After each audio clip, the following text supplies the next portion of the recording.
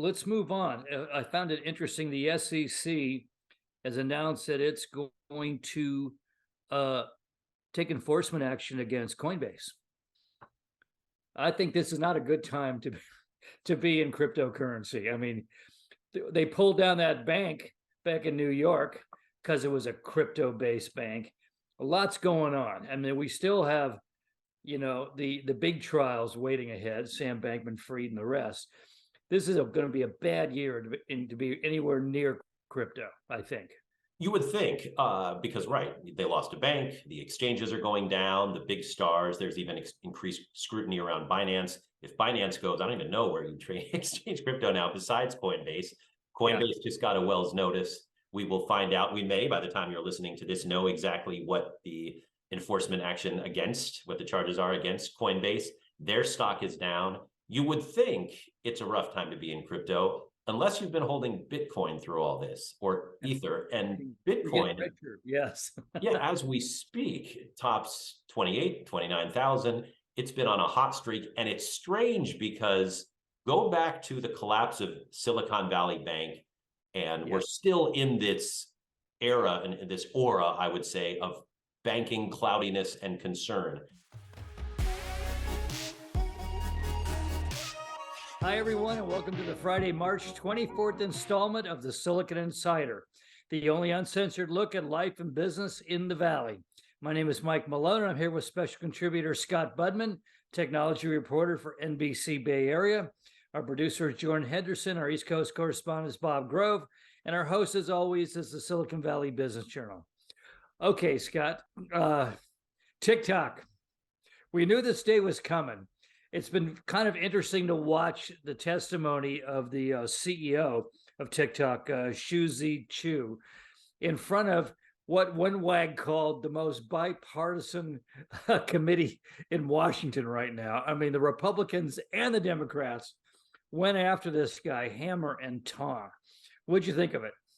I think I agree with you. I think that this was a two-sided fight instead of a three-sided fight. There were a few representatives, largely Democrats, who were defending TikTok and the CEO. But for the most part, this has been the one thing, and we've talked about it before, that is uniting both parties, their fear of China and therefore their fear of ByteDance, which owns TikTok. And for the first time, we could actually see congressmen talking about technology they understood, sort of. Sort of. Yeah, I mean, they got some things wrong, but they did get a lot right. And it's almost like some of these representatives spoke to their kids and grandkids before the hearing. And the interesting thing is, some brought up, including the CEO, that, hey, data is a problem for the other social media companies as well. He brought up Cambridge Analytica and Facebook. But what really, I think, is the star of the show is the paranoia about the Chinese government and our data. And that really does make TikTok different from the other companies. Yeah, though some people are saying WeChat may be next on the block, Maybe. So he basically, Chew claimed that we aren't sending this stuff to the Chinese government, that, we're not really the threat that you're presenting us as. Meanwhile, Representative Kat Cammack of Florida said you are an extension of the Chinese Communist Party. And then Chairman Kathy Morris Rogers from Washington asked whether the platform used content moderation tools to remove posts about the government's treatment of the Uyghur ethnic group and Tiananmen Square. Now, I think we've anecdotally heard you can't post anything about Tiananmen Square. Were his denials just hollow, or did he have something to back it up? It's a good question, and I think Representative Rogers was really on target with a lot of her criticism, and he was in a hard place. A couple of times he said, I don't know that we do this. We don't purposely do this. And a couple of times she said, look, if I don't get 100% of an answer, I'm going to consider that a no, that you really don't have a way to protect our data from this type of thing. And part of the concern that has been cited is not just that the Chinese government may have access to the data of TikTok users, but that it could flow the other way as well, propaganda towards a pro-Chinese position and perhaps an anti-American position, i.e. anti-capitalism. And young people traditionally are open-minded about this and sort of like, hey, maybe capitalism is bad. And the concern is that that's going to be filtered through TikTok from the Chinese government to the users. And that's a tough one. He really didn't have a good answer for that. I don't know that there is a good answer for that other than completely spinning TikTok off from ByteDance into the hands of an American company so that your data concerns can be what the same data concerns we all have about YouTube and Twitter and Facebook, et cetera. Okay, so what's the end game of all of this? You know, is Congress just trying to score points? I mean, we already have TikTok banned from government platforms, from phones and everything else. A permanent ban from the United States, a forced sale. You know, I noticed the American Civil Liberties Union came out against any kind of banning of TikTok, saying that it was, you know, as they're always concerned with, creeping interference in the First Amendment. Right. The end game, it looks worse and worse for ByteDance. It's almost as if ByteDance was waiting for one side of government in America or another to cave in, and they haven't. It's sort of been the negotiation with the tactic of, we can walk away from this.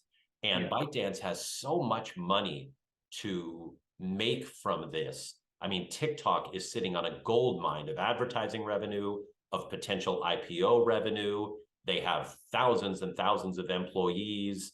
I mean, this is an economic force. And if America is really in for the long game here to say, we will walk away and we will ban this, there has to be some sort of a spinoff, I think, because ultimately there are jobs to be lost and money to be lost, yes. But the users traditionally have found another place to post.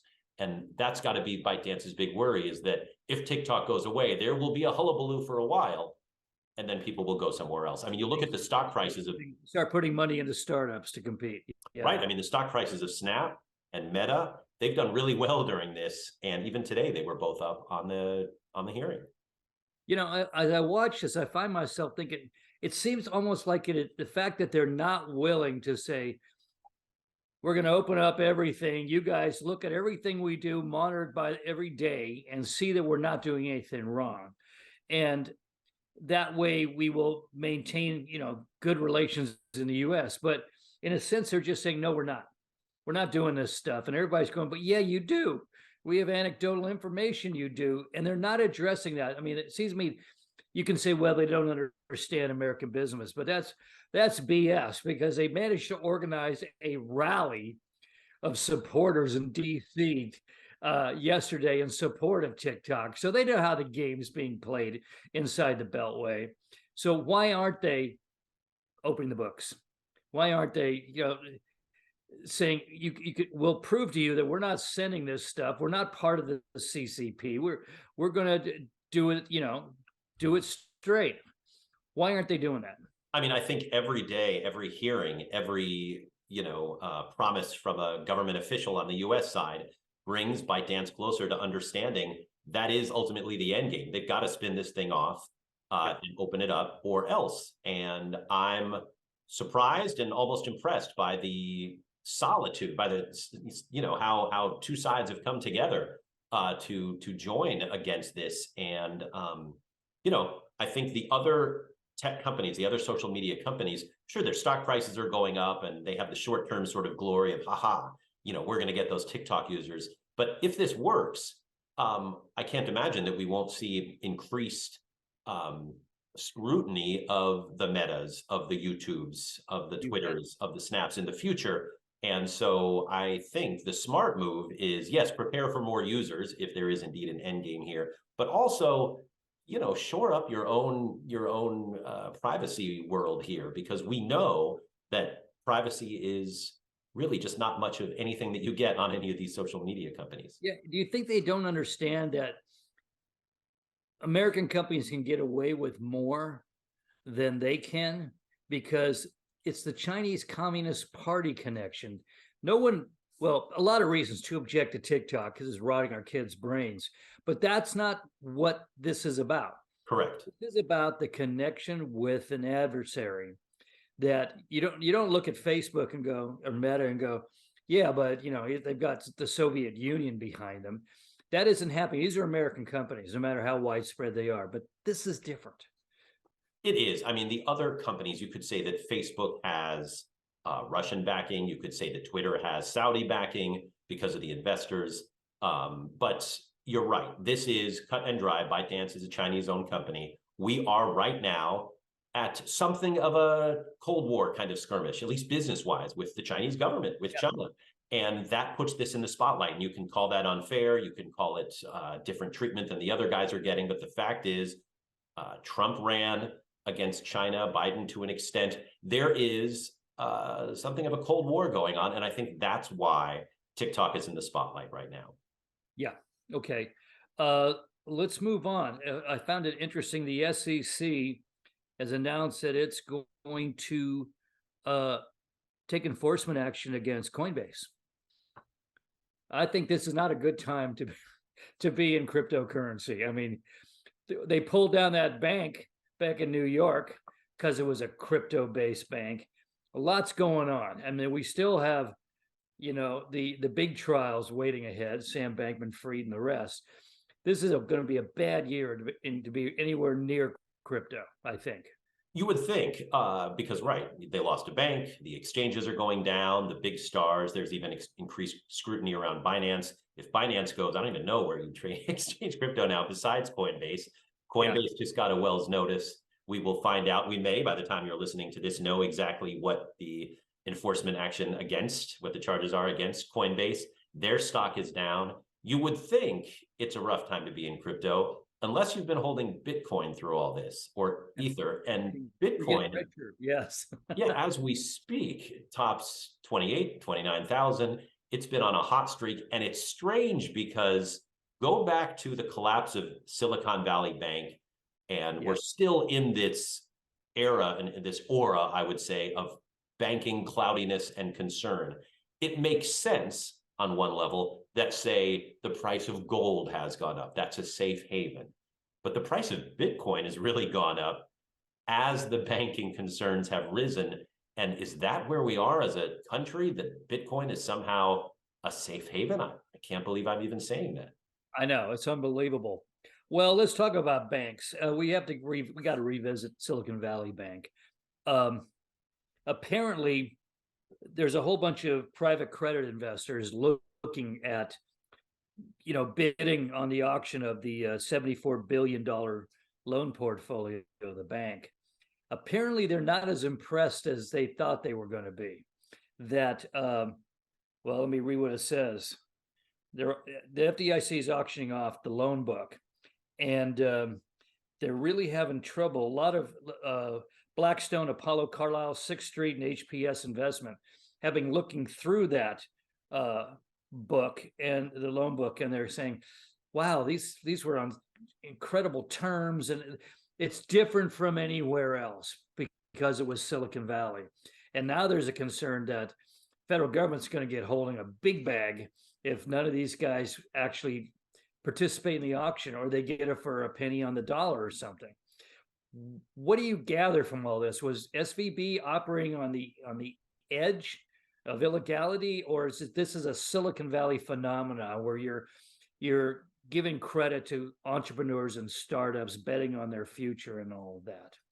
I mean, to take that piece by piece, as a non-banking expert, I would say, yes, Silicon Valley Bank was fairly unique in its relationship with venture capitalists and with startups. That we know because we've covered it for years. So it was a little bit unique. People appreciated that. Even as they fled and pulled their money out of the bank, many VCs told me they did it with regret because they appreciated the support they got. They just didn't want to be the last one holding the bag, as their startups needed to make payday. I heard the same thing. I heard it from a woman who's one of the highest ranking women in Silicon Valley today.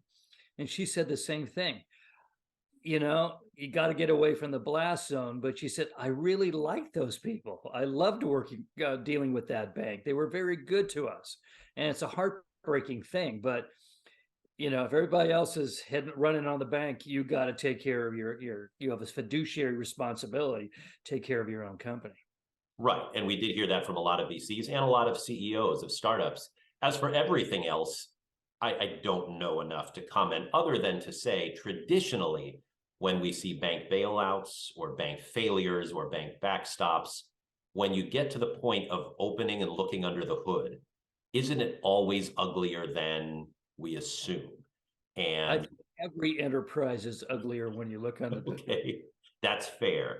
And so I'm not surprised to hear that once again, it turns out when a light is shown on these things, the under the hood picture is a lot worse than we sort of saw as outsiders. Yeah, they listed three problems. First, the yields generally fall short of the returns that big private credit funds promise their investors. Second, the loans were not rated by major credit rating agencies, potentially deterring potential bids. And third, big banks, including Wells Fargo and Citicorp, have been scaling back their subscription line businesses, making them less likely to bid for these loans. So, well, as they say, it's the old line that all great fortunes begin with somewhere in the past have a great crime. I'm not sure SVP. Apparently, at the last minute, they were scrambling as hard as they could to find enough money to save the bank, and I don't think we felt all the. I mean, First Republic is one damaged, bank around here, and there have been going to be others around the country, but I don't think the loss of that culture in the Valley, I think, is going to have implications for years. I mean, that was a bank you went to. That was a mark of your success. If you had gotten venture funding and then the money they gave you, you put in SVB. That was, to make it in Silicon Valley, that was part of the process. Right. They were very unique in that way. I think people are looking at that differently than they look at Signature Bank or First Republic or even Schwab and certainly Credit Suisse. But I don't think we're done with this. The mid-sized banks, the smaller banks, the regional banks, if you will, are all under a microscope right now. And people are moving their money around to the larger banks because I think they're concerned about exposure, the kind of exposure that they had in SVB. In fact, 90% of the depositors in Silicon Valley Bank, you know where they went? JP Morgan, 90%. If you're going to go to a big bank, you don't get much bigger than JP Morgan. And Right. that's where they all went. Still, it's going to be interesting to see. I'm intrigued that we keep coming up with the fact that the top people in some of these banks sold a lot of stock recently. I mean, didn't surprise me. SVB, First Republic. I mean, those guys were always they were the regular people's gold standard around here, and now we find out even they were selling stock. That makes it look a little bit guiltier than we thought, I think. Right. And it's not just the selling of the stock. To find out that this bank, especially SVB, did get warnings ahead of time, and then we find out the executive sold stock. That's the kind of thing that people will demand a clawback on. And I wouldn't be surprised if indeed that money is taken back. Yet I've also been struck by the media all over America and private, individuals writing in thinks that the depositors in SVB should have gotten a haircut on all this. There's some real angry reaction to that. Like, these guys got special treatment because they're in Silicon Valley. Have you noticed any of that? I mean, a little bit, yes. I think I did read something recently that something like the last 73 bank failures or bailouts or whatever you call them, everybody did get their money back. So that's not unique. But it's also not unique to say, hey, why these guys? But also, how would you have done it differently? Would you have given the startups their money, but not the VCs because the VCs are rich? Would you have given the nonprofits their money, but not the successful startups? I don't know how you would have done that, but I do understand the feeling of, look, just down the road, we have people flooded out of their homes, flooded out of their farms. Where's the bailout for them? And yet these people who are starting companies and banked wrong and invested wrong are made good on all of their money. I totally get it. Well, last week when we did our in-depth analysis of this, you notice I was ambivalent.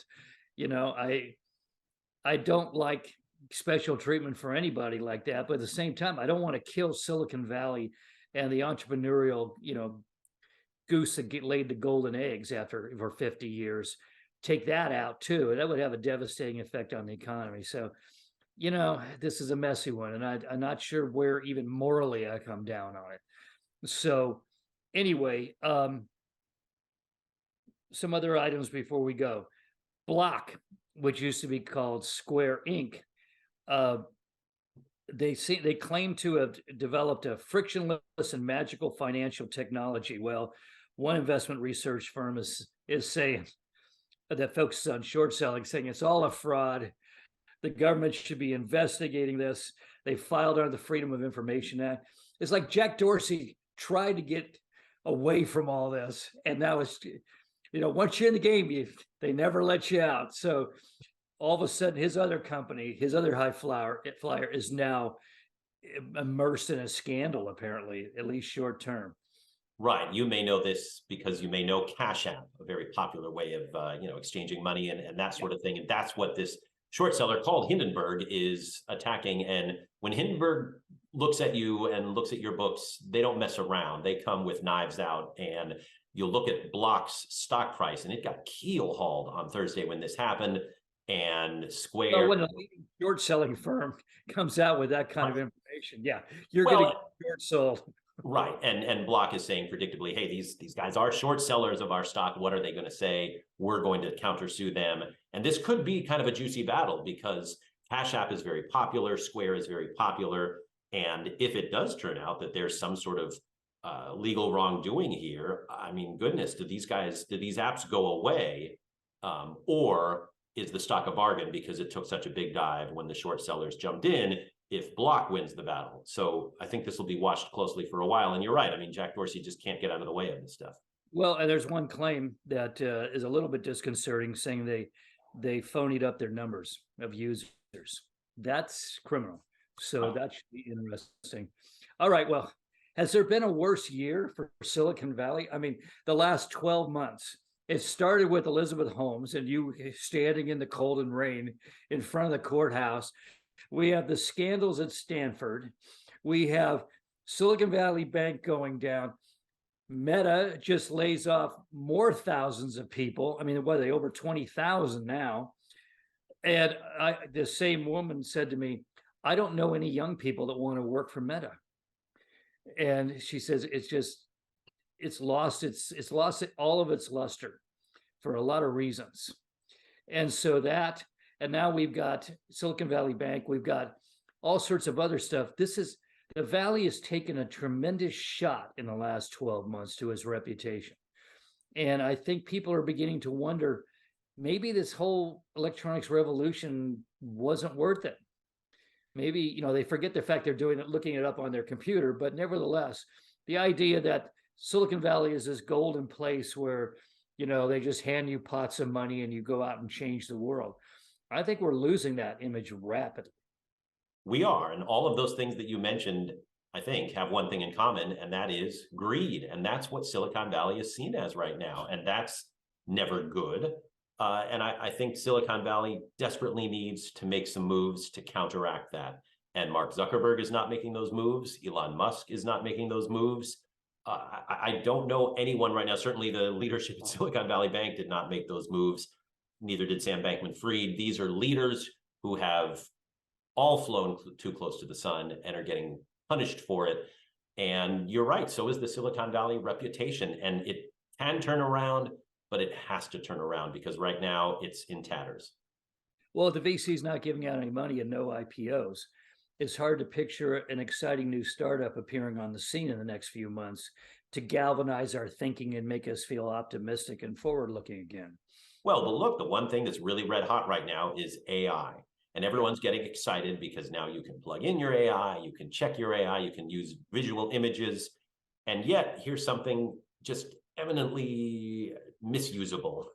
And that's, again, Silicon Valley creating something that almost instantly is monetized to the hilt, and people are being accused of greed and accused of mucking things up again and taking away jobs. And oh my goodness, AI is going to eat the world. I think everything is an overreaction, but Silicon Valley deserves this because it's just not doing things in a thoughtful way. It's not the same valley. It's not the same valley. You didn't mind people getting really rich because they changed the world and they were obsessed with the new technology.